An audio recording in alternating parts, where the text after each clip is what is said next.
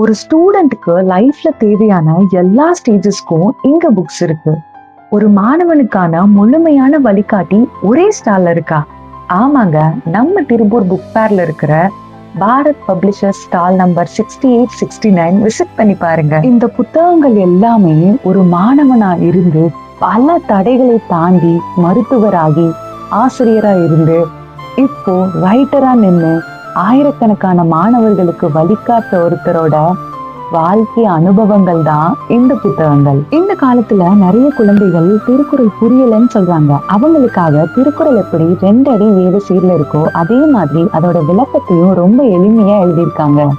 Classical தமிழ gen Z ஹார்ட்டுக்கு கொண்டு வர்ற ஒரு முயற்சி தான் இது. ஸ்டூடெண்ட்ஸ் மட்டும் இல்ல, பெரியவங்களுக்கும் இங்க நிறைய புக்ஸ் இருக்கு.